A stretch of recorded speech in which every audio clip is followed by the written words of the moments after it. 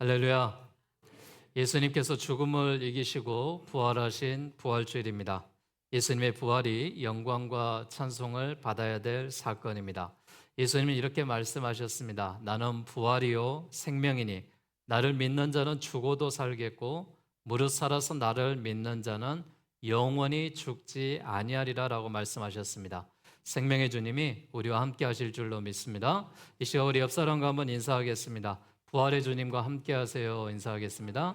부활의 주님과 함께 하세요. 아멘.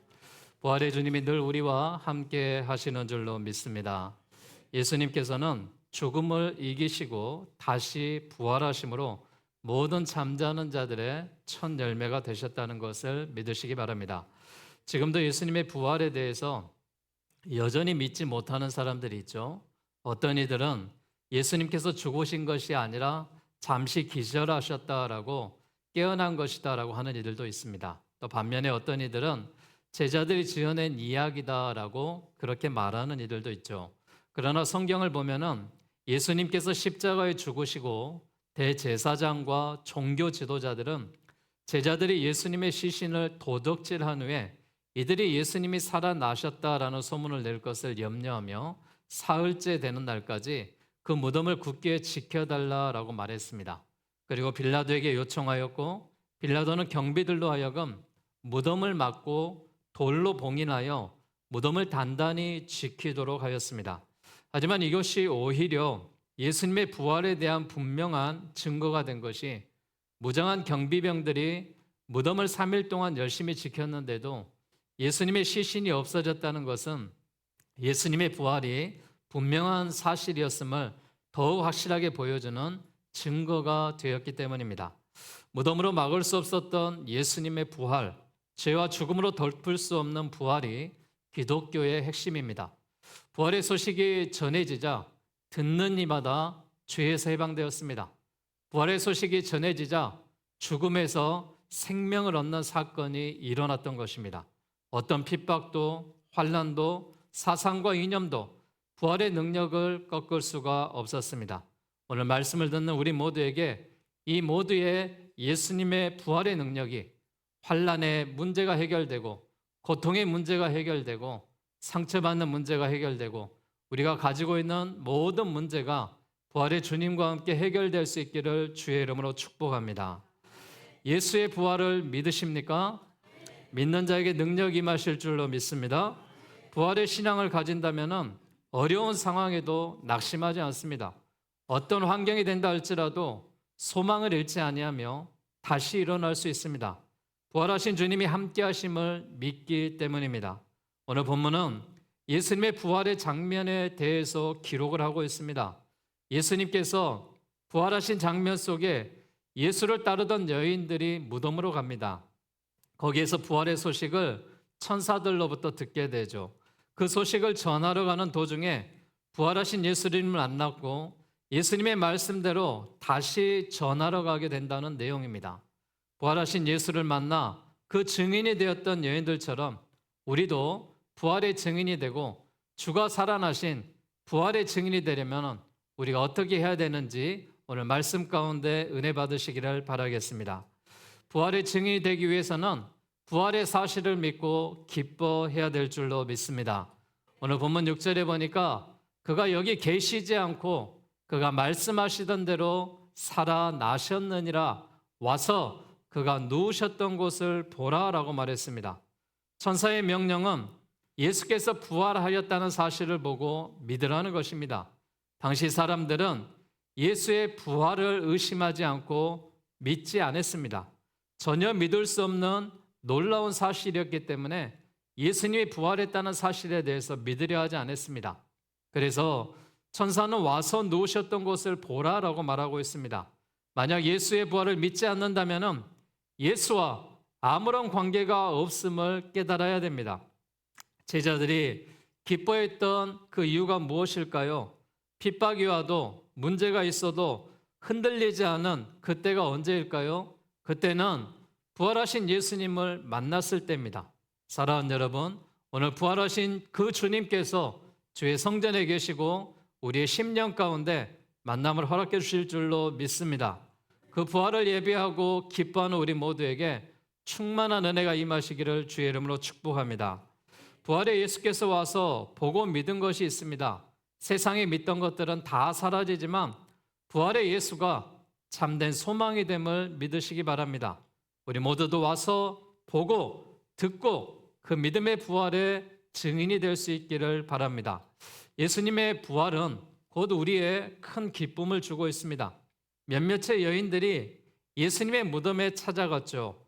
죽은 예수님의 시체에 향유를 발라드리러 갔던 여인들은 무덤 문이 열리고 예수님의 시신이 없는 것을 발견하고 무서워하고 있을 때 천사들이 나타나 예수님이 부활하였다라는 소식을 전해 듣습니다. 예수님의 부활 소식을 들은 여인들은 큰 기쁨이 주어졌죠. 오늘 본문의 6절입니다. 그가 여기 계시지 않고 그가 말씀하시던 대로 살아나셨느니라. 와서 그가 누우셨던 곳을 보라. 또 빨리 가서 그의 제자들에게 이르되 그가 죽은 자 가운데서 살아나셨고 너희보다 먼저 갈릴리로 가시나니 거기서 너희가 배우리라 하라. 보라, 내가 너희에게 일렀느니라. 그 여자들이 무서움과 큰 기쁨으로 빨리 무덤을 떠나 제자들에게 알리려고 다름질할세라고 말했습니다. 부활의 소식에 그들은 무서움도 있었지만 큰 기쁨이 넘쳐났습니다. 부활이라는 말 자체가 기쁨을 의미하는 말입니다. 죽음은 슬픔이지만 부활은 기쁨이 됩니다. 예수님은 부활하셔서 그들에게 큰 기쁨을 주신 줄로 믿습니다. 19세기 영국의 전도자 스펄전 목사가 부활을 이렇게 비유했습니다. 사망의 줄이 예수님을 묶으려 했으나 그것은 마치 거미줄이 사자를 묶으려는 것과 같았다라고 비유를 했습니다. 사자가 잠시 잠든 사이 거미가 온몸을 거미줄로 칭칭 감았을지라도 사자가 잠에서 깨어 기지개를 한번 켜는 순간 그 모든 줄이 먼지처럼 사라지고 맙니다. 죽음이라는 거미줄이 생명의 근원이신 예수님을 묶고 두려워했지만 부활의 아침 주님이 일어나시는 순간 사망 권세는 갈갈이 찢겨 나갔습니다.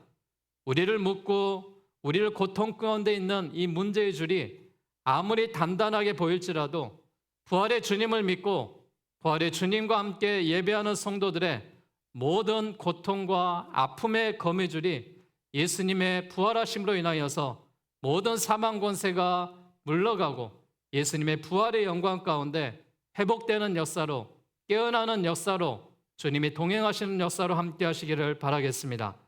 이제 이 그리스도인들의 삶은 기쁨의 삶이 되어야 된다라고 말했습니다. 부활의 주님을 믿는 삶이 왜 기쁨의 삶이 되어야 될까요? 이 기쁨의 삶이 하나님의 영광을 예배하고 우리의 일상 가운데 회복되기 때문에 그렇습니다. 사랑하는 여러분, 이 부활의 주님을 찬양하시길 바랍니다. 부활의 주님을 증거하시기 바랍니다. 부활의 주님을 전파하시기 바랍니다.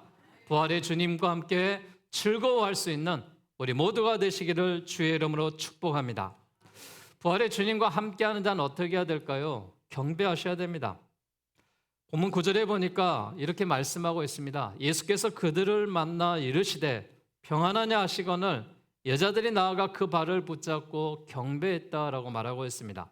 여기에 발을 붙잡고 경배하니는 절대적인 존경과 경외의 표시입니다. 여인들이 드린 경배는 위압적인 분위기로 인한 피동적 행위가 아니었습니다. 원어적인 의미로 무릎을 꿇고 얼굴을 땅에 대며 경의를 표했다라고 말했습니다. 이는 단순히 반가움의 표시가 아니라 예수 그리스도가 진정한 하나님의 아들이시며 온 우주의 주권자이심을 고백하는 신앙의 행위가 된 것입니다. 예수님의 부활은 그분이 죽음의 권세마저 다스리시는 하나님이심을 선포하는 사건입니다.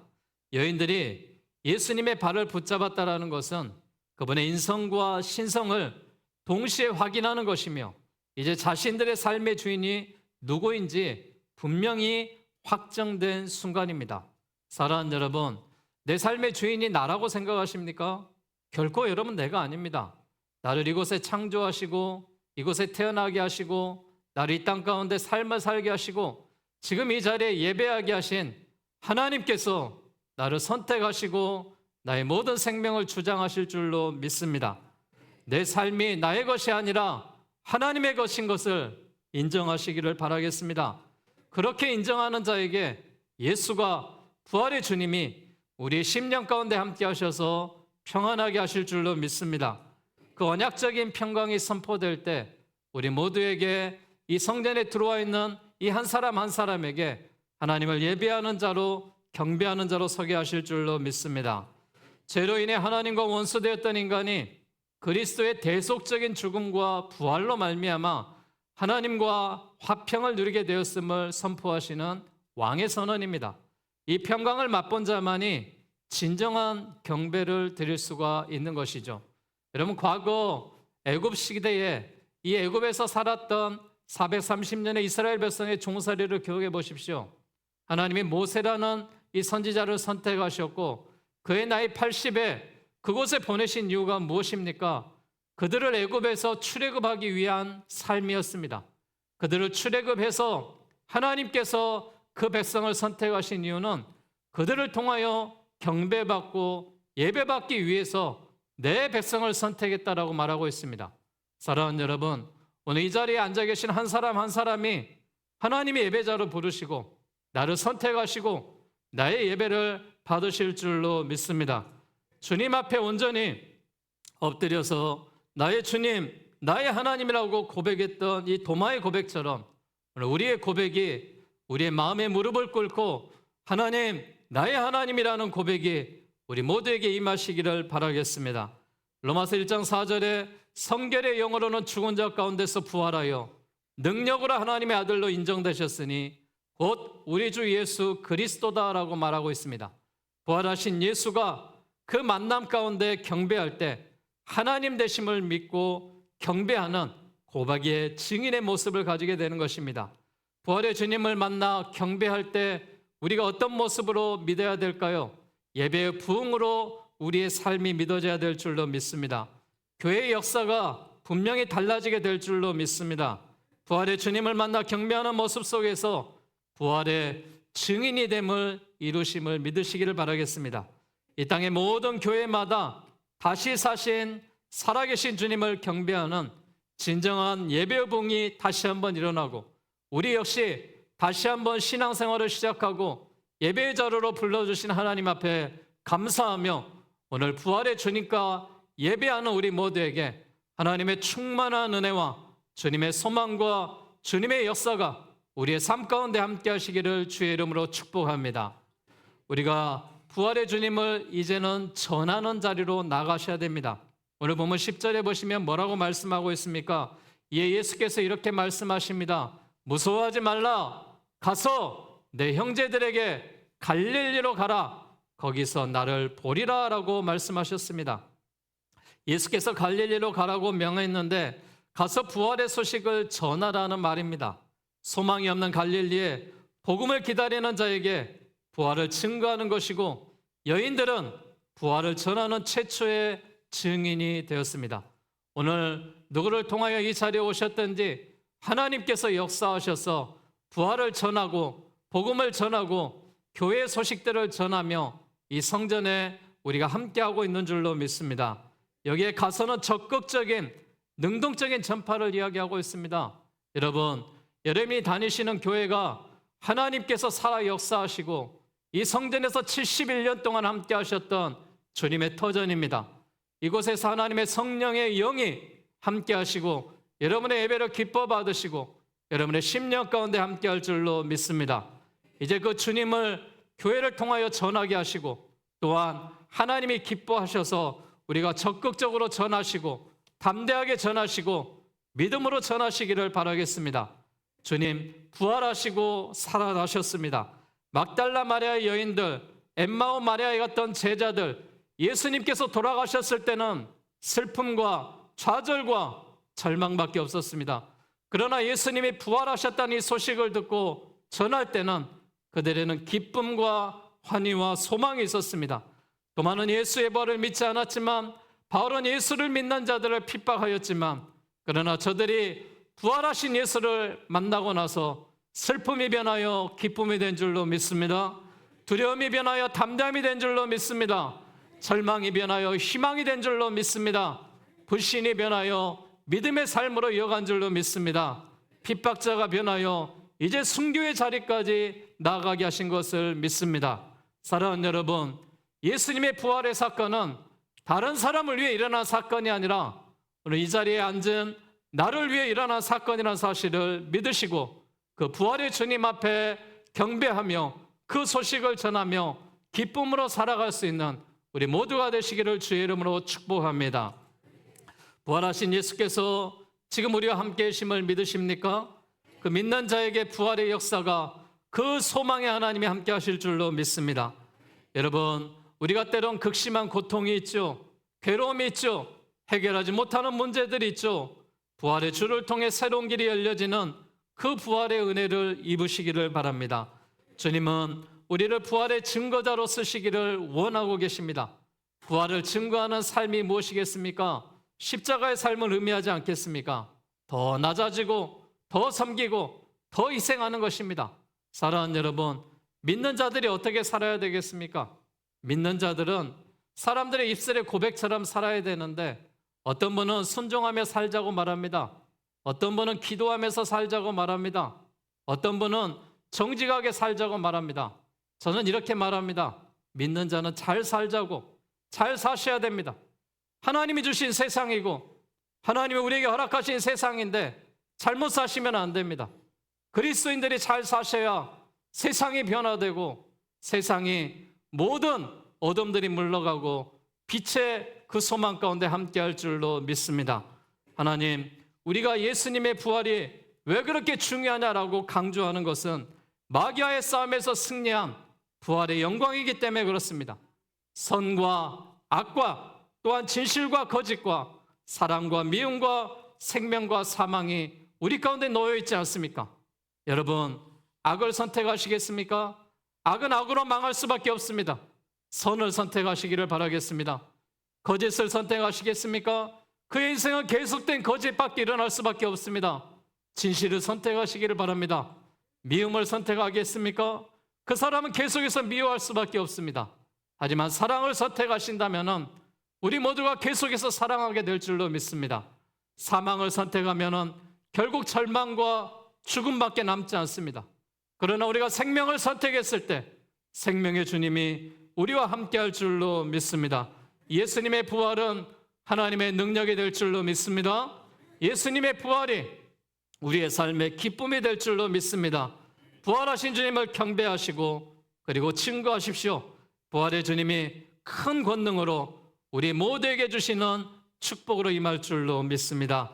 그리하여 기쁨과 감격으로 부활을 전하는 부활의 증인의 삶으로 살아가셔서 이 세상이 부활의 주님을 증거하는 우리 한 사람 때문에 더 밝아지고 주의 교회가 이 지역사회를 살리는 빛과 소금의 역할을 감당하며 또한 이 나라 민족뿐만이 아니라 세계 평화에까지도 이바지할 수 있는 우리 한 사람의 부활의 증인의 삶을 살아가시기를 주의 이름으로 축원합니다.